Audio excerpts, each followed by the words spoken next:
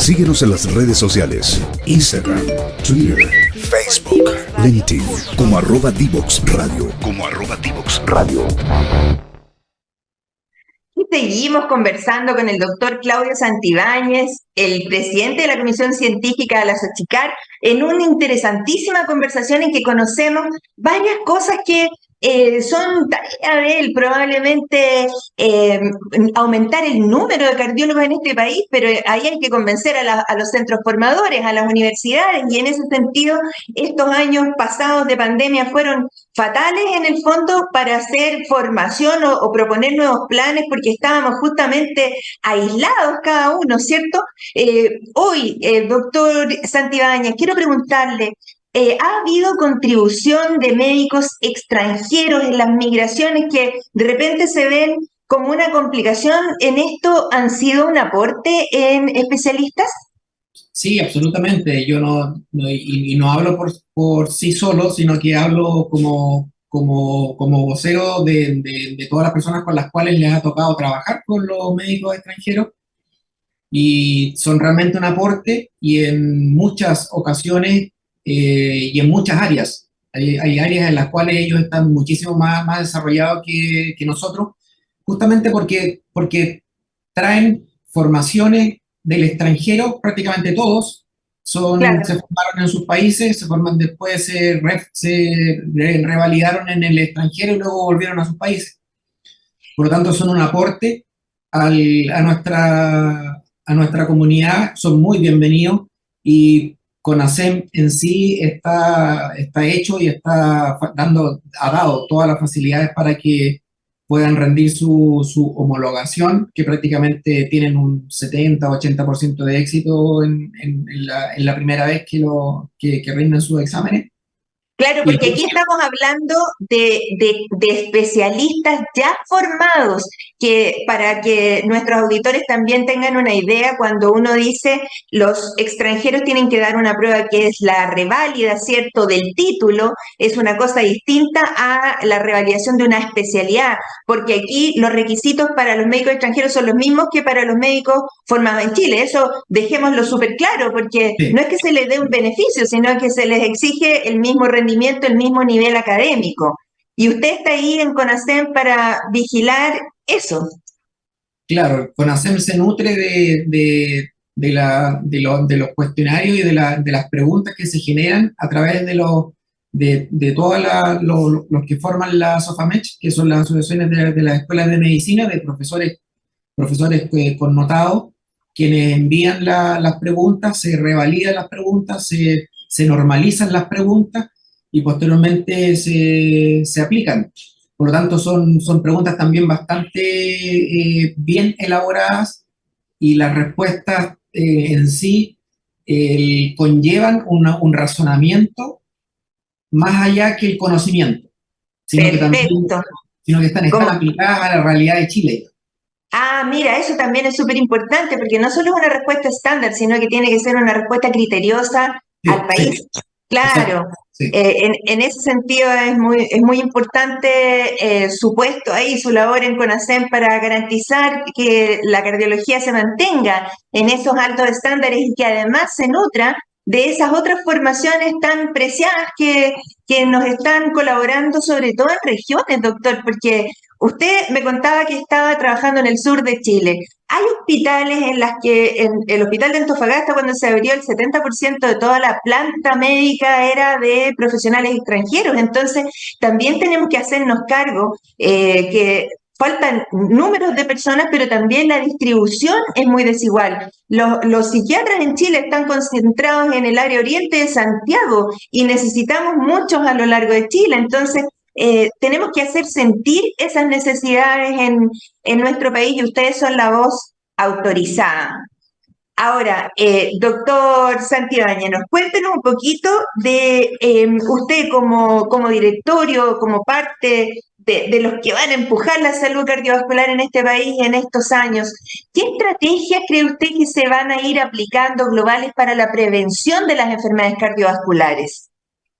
Bueno, hoy en día el gran desafío está en la aplicación del conocimiento que se tiene, porque hemos llegado a un punto en el cual sabemos muchas cosas. O sea, sabemos que los alimentos refinados son dañinos, sabemos que el tabaco es dañino, sabemos que no tomarse los antihipertensivos es dañino, pero estamos fallando porque la gente en sí no hemos logrado entregar el mensaje necesario para que lo puedan ellos integrar. Y ese es un error nuestro en gran parte. Por lo tanto, las campañas de educación que apunten hacia aumentar la adherencia hacia los tratamientos y hacia los hábitos saludables es uno de los grandes desafíos que en el fondo, para llevarlo a números, o sea, si el 70% de los pacientes hipertensos no se toman los fármacos, o sea, indudablemente que nos sacamos mucho con pedirle que compren fármacos carísimos. ¿O por qué? Porque uno piensa que son mejores que otros, o que gastemos mucha plata en fármacos cuando los fármacos quedan abandonados en una casa porque simplemente el paciente no se los tomó. O porque Claro, el, a la o UCI porque- llegan con las bolsas llenas de remedios que no se han tomado. Es que en eso, doctor, aquí yo creo que se necesita también un cambio de estrategia mental en el sentido de decir, no solo basta con que yo tenga una estructura en servicio de salud en el que se cite al paciente, se le entregue los medicamentos, tanto en diabetes como en EPOC, como en cardiopatía coronaria, como en hipertensión, tenemos que hacer sentirles a las personas que eso es lo más importante. Si está bien controlada su presión a lo largo de su vida, no van a tener una fibrilación auricular en insuficiencia cardíaca y van a ocupar días cama de hospitalización, que en este momento yo diría que entre el EPOC y la insuficiencia cardíaca deben ser los campeones de utilización de ese recurso, ¿cierto? Que es cada vez más sí, escaso. El aumento de la sobrevida en nuestras poblaciones nos obliga ahora a mirar qué hicimos mal antes, y tal como usted dice, la comprensión de nosotros como especialistas, de que tenemos que involucrar al paciente en entender lo que hace, porque la gente cree que usar un inhalador pero seguir fumando cajetillas le va a significar algún beneficio, y eso no es. Tomarse una de las partes del tratamiento de la hipertensión, pero no tomarse los otros complementos, el diurético, el vasodilatador, el ARA2, en fin, tenemos que hacerle sentir a la gente que tiene que hacerse cargo de su salud. Y claro, esa es una estrategia súper importante, porque usted hoy está conmigo aquí en un medio. Tenemos que salir a los medios, tenemos que de alguna manera hacer noticia, ser parte del día a día de las personas. Ahora que el COVID claro. no está en el titular, como que dejó de existir, por ejemplo. Claro, ahora cuando uno dice, no, es que el paciente no se toma los medicamentos, bueno, en realidad es la persona que tiene la patología en la que no se toma el tal o cual fármaco, porque cuando nosotros nos transformamos en paciente, entonces también tomamos 5 días el antibiótico y no lo tomamos los 7 días o los 8 días. Sí, cierto. Entonces es una cosa conceptual y por eso quizás lo que yo veo es que necesitamos más fiscalización en el entendido de que esté el equipo de salud a cargo del cumplimiento de los tratamientos, hasta que tengamos una población madura que entienda, que entendamos, porque me incluyo, que entendamos que el tratamiento es útil para nuestra salud. Entonces, llevar a los equipos de salud a los domicilios, así como hoy en día van, pero probablemente es poco. O sea, Claro. hay que aumentar la presencia de la enfermera, de la nutricionista, del asistente social, del médico, del TENS, en las casas, porque en la casa es donde se abre el dispensador y se ve que está el pan, que está el arroz, que está... Bueno, y encontrar las explicaciones de por qué esos pacientes están eligiendo, en muchos casos, alimentarse mal versus alimentarse bien. En- Por el mensaje emocional que la tele le da todo el rato, pensando que la recompensa de una semana dura es, ¿cierto? Un fin de semana con harta proteína, harta sal, harta grasa y harto alcohol y harto tabaco, pues, y sin moverse. Creo que es muy injusto para nosotros que somos los profesionales de la salud, que no tenemos ese acceso a esa conexión emocional que el marketing sí le hace a los pacientes. Entonces tenemos que salir a hablar de vida sana, de ejercicio, de prevención, pero ¿cómo lo hacemos? Tenemos que salir a la población. Eso es verdad y quisiera recalcar un punto, porque usted lo mencionó, el tema del alcohol. O sea, hoy en día yo me dedicaba a buscar el tema y no hay ni un, me atrevo a decir, ni un beneficio del alcohol en la salud. No, No hay, ni uno, no hay. ni uno, ni uno. Entonces, cuando te dicen, oye, que una copita de vino te va a ayudar para... Es que no es la copita de vino, son los flavonoides, son los otros compuestos, pero no es el alcohol.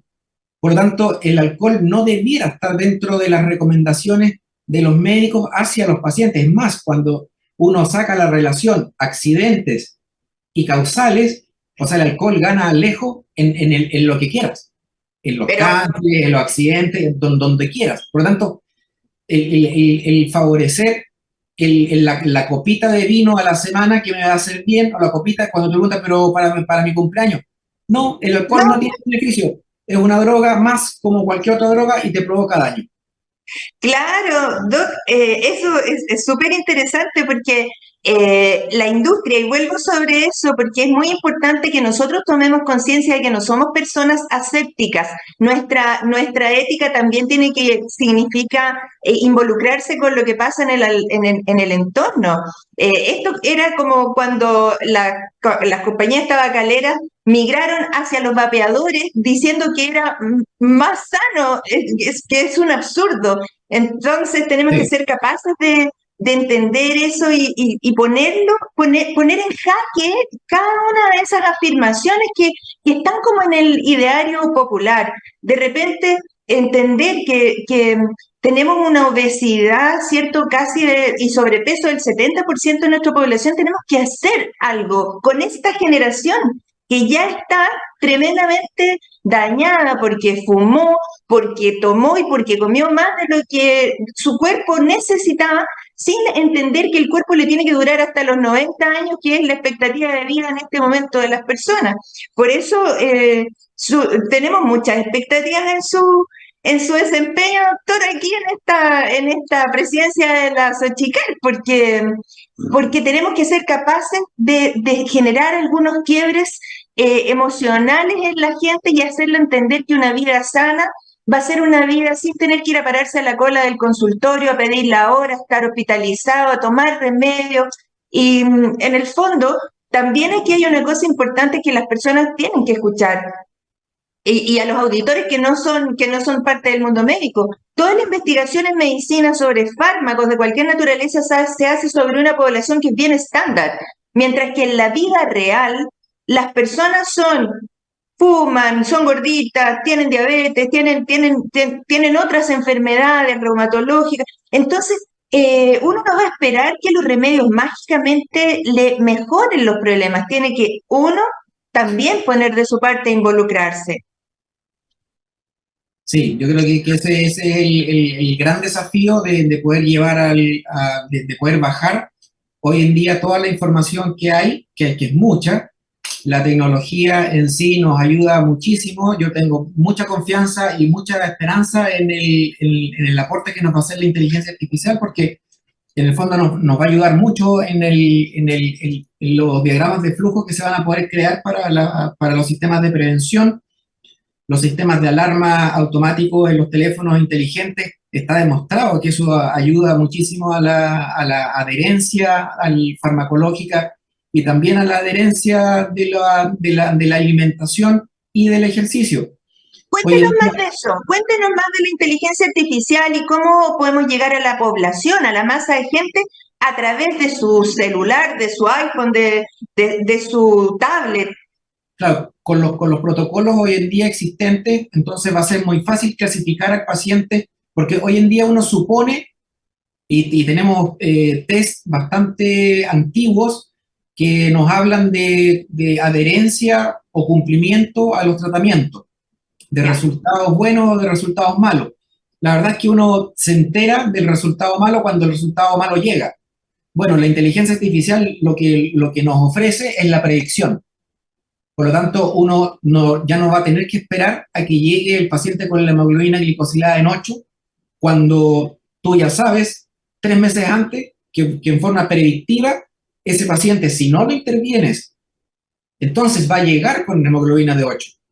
Y si lo intervienes, intervención, me refiero a la visita domiciliaria, Terapéutica, claro. terapéutica, me refiero al aviso al iPhone, al teléfono inteligente, me refiero al llamado telefónico. Entonces ese paciente va a poder tener resultados mejores. Por tanto, ya no vamos a apoyar, ya no, con la inteligencia artificial nos saltamos el efecto, El evento. el evento. Vamos a Claro. poder tener la predicción. Y la predicción es, en el fondo, es la prevención. Sí, mire, yo siempre le decía a mis alumnos cuando hacía clase en la universidad que la hipoxemia mata, ¿cierto? Entonces que no teníamos que esperar a bajar la saturación para intervenir. Si tú ves a una guagua deslizándose hacia un precipicio, tú corres y la tomas antes que se caiga, porfa. Entonces, como que esa lógica hay que aplicarla en todo esto y ahora nos parece cotidiano el que tengamos un aparato en el que nos dice cuántos pasos tenemos que caminar o cuántas calorías tiene un alimento o hasta dónde parar, ¿cierto? Si ya tomaste, no sé, una cantidad X. Creo que en eso nosotros tenemos que ir incorporando, saltando esas barreras que nosotros mismos nos poníamos de cómo vamos a hacer diagnóstico a distancia o cómo vamos a hacer una intervención a distancia. Nada, así como entender que tenemos, como dice usted, que entrar a la casa. Y una cosa es entrar a la casa físicamente, pero otra tal vez es tener esas conexiones con las poblaciones, ¿cierto?, que están en riesgo. Y eso desde muy precozmente. Si una persona tiene ya una insulina elevada o tiene una presión arterial que supera 120, 90, ir explicándole cuáles son los riesgos, porque a mí, yo que soy broncopulmonar, me llega la gente con hipertensión y me dice, pero yo siempre lo he tenido así. Yo sé, claro, yo soy así. Yo soy así, entonces como que uno dice, no, pero es que eso la pone en riesgo. O como cuando te dicen, no, yo fumo poquito, no sé, no hay dosis de tabaco segura ahí. Entonces, es muy importante ocupar esas estrategias de contacto con las personas a través de entrar a su hogar de alguna forma. Doc, mire, se nos está pasando el tiempo volando, nos quedan 2 minutitos, le dejo el micrófono completamente abierto para que usted nos cuente lo que quiera, qué es lo que son sus expectativas personales, societarias en este periodo de su presidencia. El gran mensaje y con lo que a mí me hace vibrar y guiar los proyectos que llevamos a cabo, que finalmente es la gran reflexión que si yo me alimento bien, si yo hago ejercicio físico, que es el común y corriente, o sea, 10.000 pasos, 5.000 pasos. Si yo no consumo drogas y si me preocupo de tener una salud mental saludable, o sea, yo no tengo por qué tener enfermedades si fuésemos personas tan enfermas, tan genéticamente enfermas, entonces nadie estaría aquí después de millones de años de evolución. Y al contrario, hemos aumentado la sobrevida, claro. Exacto. Entonces, claramente estamos haciendo cosas que no son correctas. No estamos comiendo la fruta necesaria, la cantidad necesaria, la verdura necesaria, no estamos comiendo las legumbres necesarias, no estamos tomando el agua necesaria.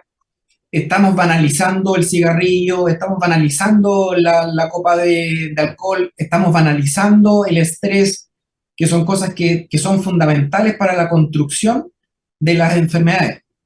Y esto es hablando mucho antes de que el paciente se vuelva hipertenso, que se vuelva con sobrepeso, que se vuelva insulino resistente. Es mucho antes, estamos hablando de los 10, 11 años de edad. Primero básico. Doctor, tenemos los niños más obesos de América en primero básico. Eso es para mí realmente un desafío poder como de alguna manera exponerlo en todas partes, porque ellos dependen de sus madres. Entonces, por eso es que necesitamos generar conocimiento en las familias. Sí, Y ese conocimiento es educación. O sea, yo la educación, yo sé que es un tema en juicio, que muchos abogan porque la educación no cambia conductas, otros que estamos de acuerdo con que la educación y el conocimiento sí cambia conductas. Yo creo que me quedo en el intermedio, que la información en sí cambia conducta. O sea, hay gente que hoy en día hace cosas porque no las sabe. Hay Claro. un grupo de pacientes que hace cosas mal, pero porque no sabe cómo hacerlas bien.